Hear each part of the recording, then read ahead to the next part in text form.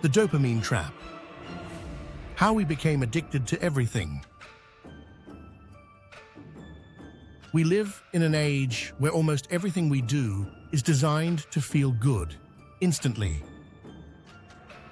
We wake up and reach for our phones before we even think. Notifications, likes, messages, small hits of pleasure delivered straight to the brain. We scroll, we tap, we swipe, we refresh. And every time we do, we feel a little rush. That rush is called dopamine, the chemical that once helped our ancestors survive, but today it's quietly taking control of our lives. Once upon a time, dopamine was simple. It was nature's way of telling us, that felt good, do it again. Eat food, dopamine. Find shelter, dopamine. Connect with others, dopamine. It was a reward system, motivation, not happiness. But something changed. Somewhere between the invention of electricity and the rise of the iPhone, humanity learned how to manufacture pleasure on demand. And in doing so, we hacked 1,000,000 years of evolution. Dopamine is often called the pleasure molecule, but that's not quite true. It doesn't make us happy, it makes us want.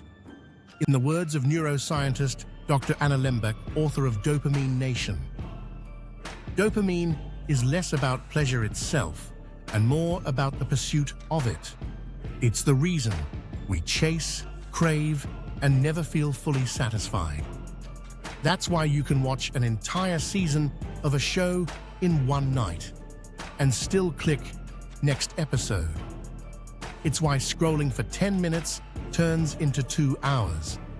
And it's why, even after we've had enough, our brain whispers, just one more.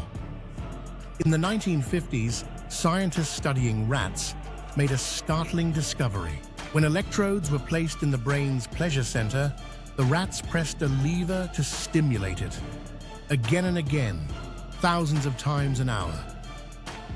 They ignored food. They ignored water. Some even died of exhaustion. All for a tiny hit of dopamine.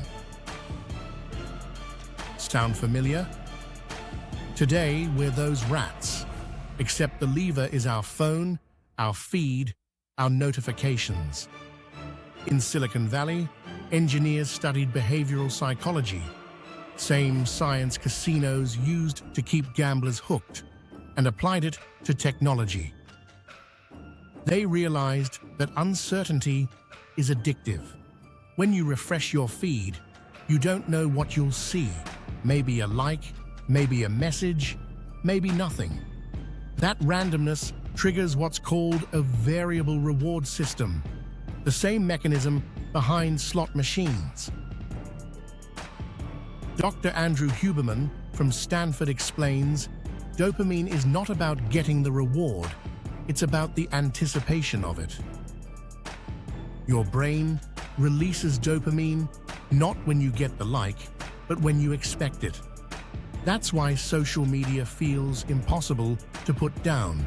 It's not just pleasure, it's hope. Every swipe, every scroll is a silent gamble that maybe, just maybe, the next post will feel better than the last. But the problem isn't dopamine itself, it's balance.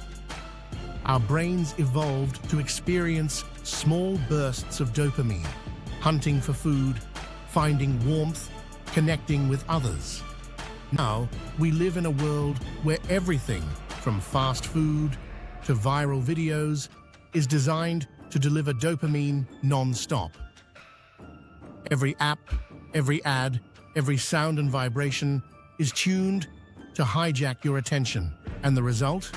We're overdosing. When dopamine floods your brain too often, it doesn't make you happier, it makes you numb.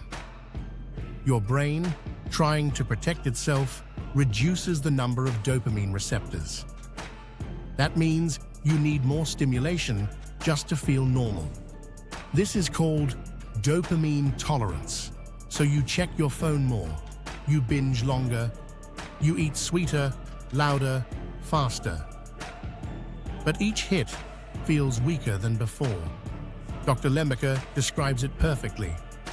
We're all now running from pain and chasing pleasure, and the chase is making us miserable. In Dopamine Nation, she explains how the brain works like a balanced scale. On one side, pleasure, on the other, pain. Whenever we experience intense pleasure, the brain compensates by tipping the scale toward pain to restore balance. That's why after hours of scrolling, gaming, or binging, we often feel anxious, empty, or restless. It's not guilt, it's biology. The brain's natural response to overstimulation is withdrawal. And that's where the trap closes, because the only thing that seems to fix the discomfort is more dopamine. Think about it. You feel stressed, so you check your phone. The phone relieves you for a second, but then makes you more anxious, so you check again. You feel bored, so you scroll. The scroll drains your focus, so you scroll harder. We're caught in a feedback loop, where the cure and the cause are the same thing. Tristan Harris, a former Google ethicist, said, "We've moved from a tools-based technology environment to an addiction-based one. The average person checks their phone over 100 times a day."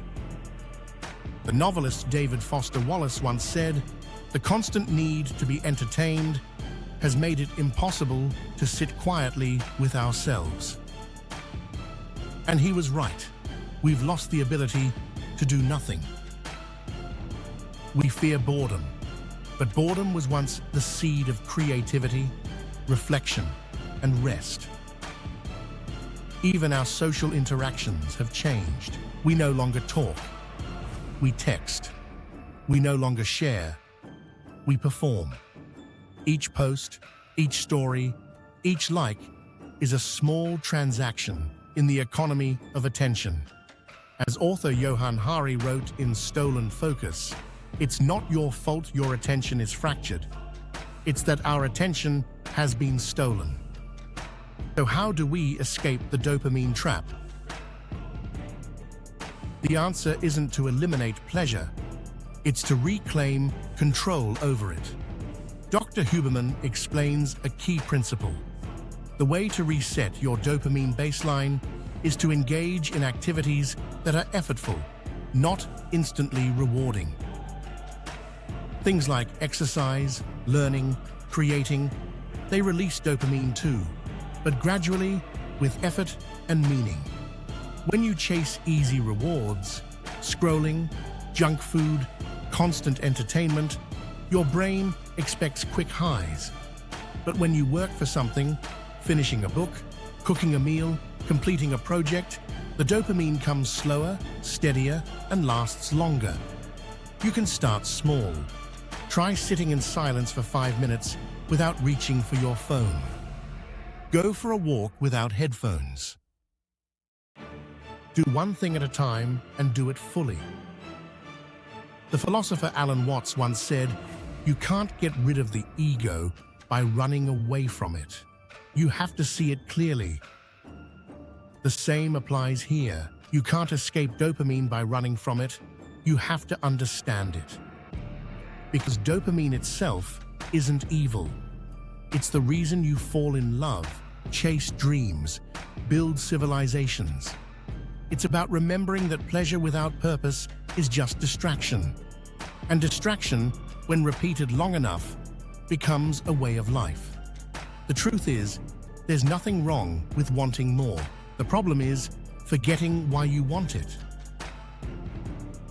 So maybe the real escape isn't about quitting dopamine. Maybe it's about redefining it, using that same force to chase meaning instead of noise, to build instead of consume, to live, not just react.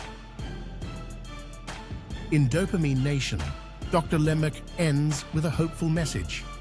The path to balance is to walk the line between pleasure and pain. meaning we don't need to reject pleasure, only to earn it again. The world around us is a slot machine, spinning endlessly with promises of happiness. But the jackpot isn't out there. It's in learning when to stop pulling the lever. So next time you feel that urge to scroll, pause for a second. Ask yourself, who's in control right now? Because the answer to that question will determine not just how you spend your day, but how you live your life. If you enjoy exploring ideas like this, don't forget to subscribe to 10-Minute Minds for more short documentaries on technology, psychology, and the evolution of human thought. Because the more we understand the modern mind, the brighter our future becomes. Thanks for watching, and see you soon again.